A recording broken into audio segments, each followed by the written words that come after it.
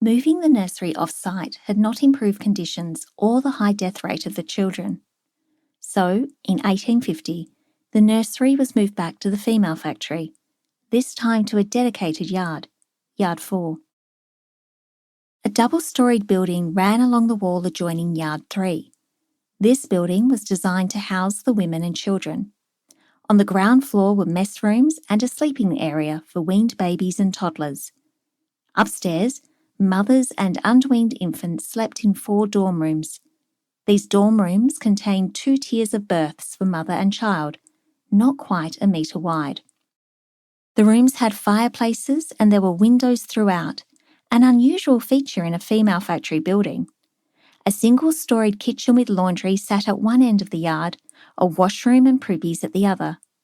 In front of the main building was a large exercise yard with an open shed for shelter from the sun.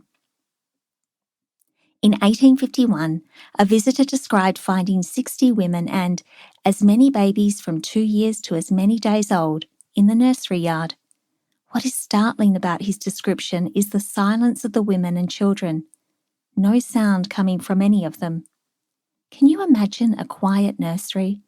Almost 60 babies under the age of 2 not making a sound? It is a heartbreaking thought.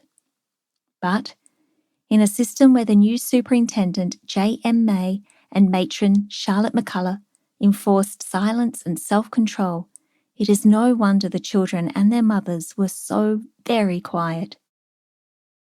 The nursery yard looks like a big improvement on previous versions of the nursery. A spacious yard and buildings, fireplaces and windows, outdoor shelter. But there were still problems with overcrowding and conditions. The location of the nursery was damp and cold. In winter, the walls were saturated with moisture. The fireplaces, which were widely praised, were probably almost useless. Women and children cramped together in cold, damp rooms meant that illness spread quickly and easily.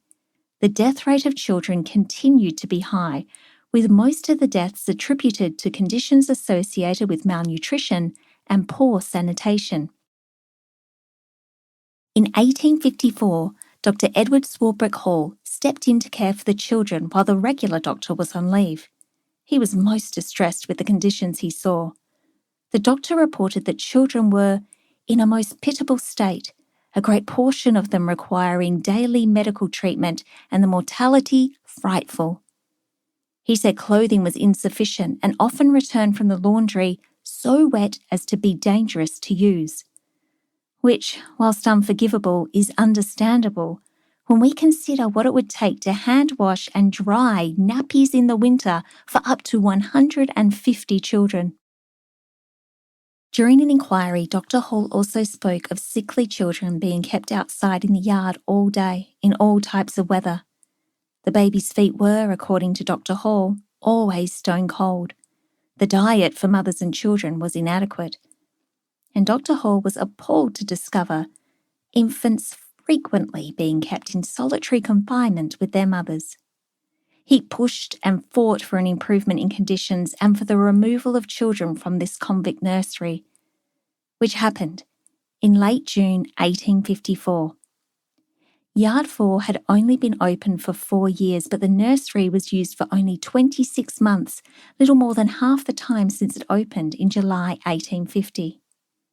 The inability to provide the appropriate conditions for mothers and their babies may go to show that prison is not a place for children.